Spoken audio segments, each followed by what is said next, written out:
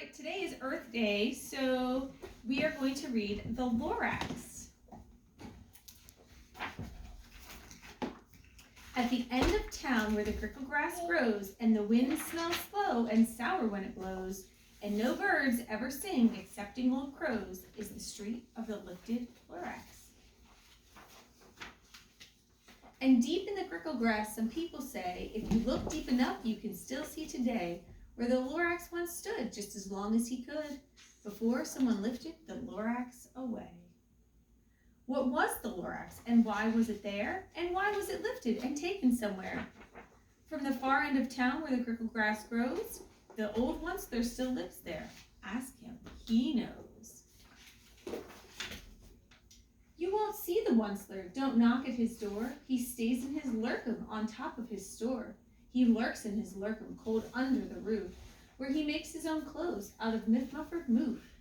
And on special dank midnights in August he peeks out of the shutters, and sometimes he speaks and tells how the Lorax was lifted away. He'll tell you, perhaps, if you're willing to pay. On the end of a rope he lets down a tin pail, and you toss in 15 cents and the nail and the shell of a great-great-great-grandfather snail. Then he pulls up the pail, makes a most careful count to see if you've paid him the proper amount. Then he hides what you've paid him away in his snub, his secret strange hole in his grovulous glove. Then he grunts, I will call you by whisper-mophone, for the secrets I tell you are for your ears alone.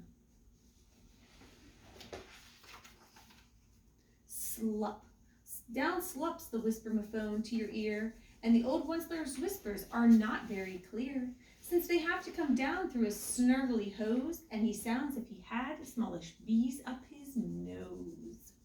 Now I'll tell you, he says, with his teeth sounding gray, how the Lorax got lifted and taken away. It started way back, such a long, long time back. Way back in the days where the grass was still green, and the pond was still wet, and the clouds were still clean, and the song of the swami swans rang out in space. One morning I came to this glorious place, and I first saw the trees, the truffula trees, the bright-colored tufts of the truffula trees, mile after mile in the fresh morning breeze. Notice the difference in colors from the pages at the beginning of the book.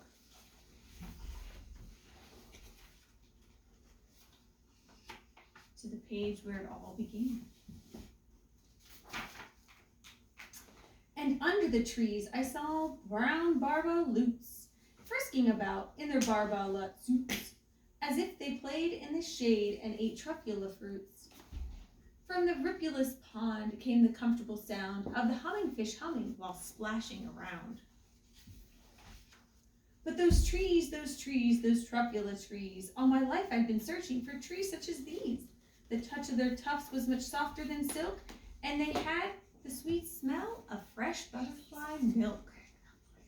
I felt a great leaping of joy in my heart. I knew just what I'd do. I unloaded my cart. In no time at all, I had built a small shop. Then I chopped down a truffula tree with one chop. And with great skillful skill and great speedy speed, I took the soft tuft and I knitted a need. The instant I finished, I heard a gazump. I looked, I saw something pop out of the stump of the tree I chopped down. It was sort of a man. Describe him, that's hard. I don't know if I can. He was shortish and oldish and brownish and mossy, and he spoke with a voice that was sharpish and bossy.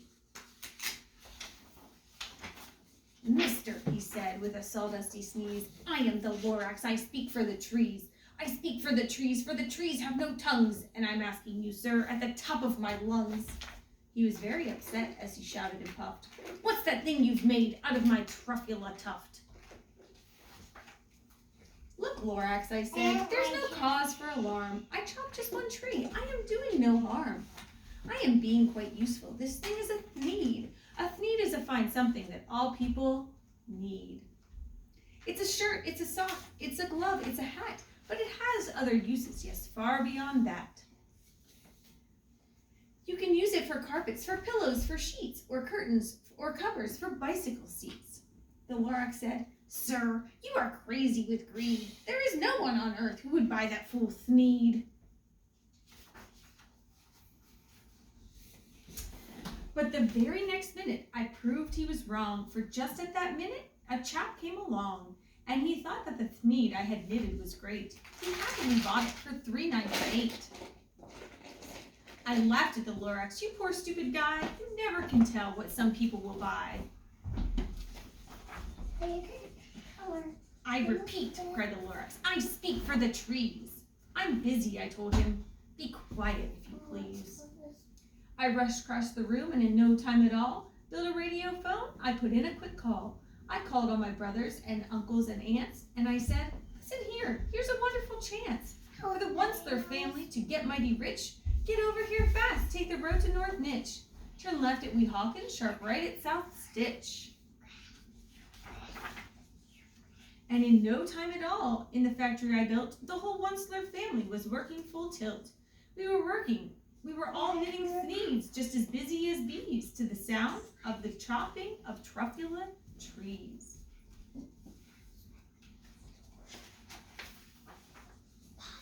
Then, oh baby, oh, how my business did grow. Now chopping one tree at a time was too slow. So I quickly invented my super axe hacker, which whacked off 4 truffula trees at one smacker. We were making Thneeds 4 times as fast as before, and that Lorax, he didn't show up anymore. But the next week he knocked on my new office door. He snapped, "I'm the Lorax who speaks for the trees, which you seem to be chopping as fast as you please. But I'm also in charge of the brown barbaloots, who played in the shade in their barbaloot suits, and happily lived eating truffula fruits. Now, thanks to your hacking my trees to the ground, there's not enough truffula fruit to go round. And my poor barbaloots are all getting the crummies because they have gas and no food in their tummies. They love living here, but I can't let them stay. They'll have to find food, and I hope that they may. Good luck, boys," he cried, and he sent them away. I, the Onceler, felt sad as I watched them all go, but business is business, and business must grow, regardless of crummies in tummies, you know. Notice the pictures are starting to get dark again. I meant no harm, I most truly did not, but I had to grow bigger, so bigger I got. I biggered my factory, I biggered my roads, I biggered my wagons, I biggered the loads of the Thneeds I shipped out. I was shipping them forth to the south, to the east, to the west, to the north. I went right on biggering, selling more Thneeds, and I biggered my money, which everyone needs. Then again he came back. I was fixing some pipes when that old nuisance Lorax came back with more gripes. "I am the Lorax," he coughed and he whiffed. He sneezed and he snuffled, he snargled, he sniffed. "Onceler," he cried with a gruffulous croak. "Onceler, you're making such smogulous smoke. My poor swami swans, why they can't sing a note. No one can sing who has smog in his throat." "And also," said the Lorax, "please pardon my cough. They cannot live here, so I'm sending them off. Where will they go? I don't hopefully know. They may have to fly for a month or a year to escape from the smog you've smogged up around here." "What's more," snapped the Lorax, his dander was up, "let me say a few words about gluppity-glup. Your machinery clugs on day and night without stop, making gluppity-glup, also schloppity-schlop.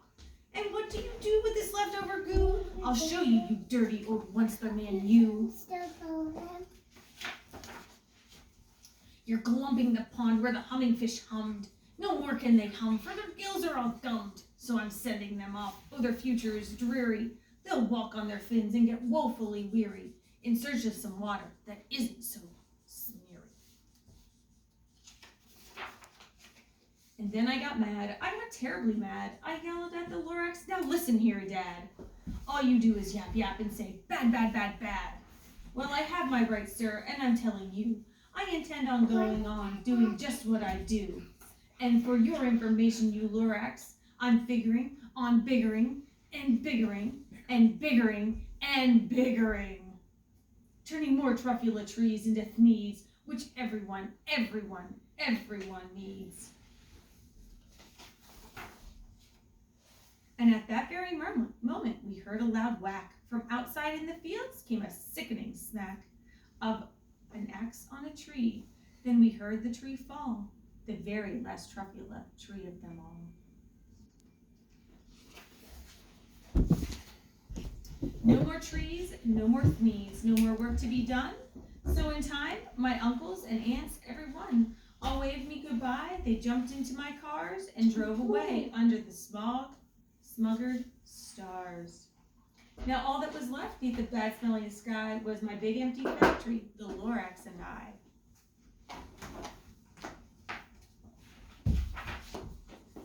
The Lorax said nothing, just gave me a glance, just gave me a very sad backward glance as he lifted himself by the seat of his pants, and I'll never forget the grim look on his face when he hoisted himself and took leave of this place through a hole in the smog without leaving a trace.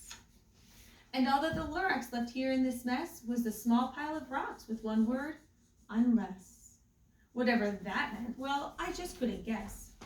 That was long ago, but each day since that day, I've sat here and worried away. Through the years while my buildings have fallen apart, I've worried about it with all of my heart. But now, says the Onceler, now that you're here, the word of the Lorax seems perfectly clear. Unless someone like you cares a whole awful lot, nothing is going to get better. It's not. So, catch, calls the Onceler. He lets something fall. It's a truffula seed, the last one of them all. You're in charge of the last of the truffula seeds, and truffula trees are what everyone needs. Plant a new truffula, treat it with care, give it clean water, and feed it fresh air. Grow a forest, protect it from axes that hack, then the Lorax and all of his friends may come back. So what is the message that we can learn from the Lorax today on Earth Day? I want you to think about that.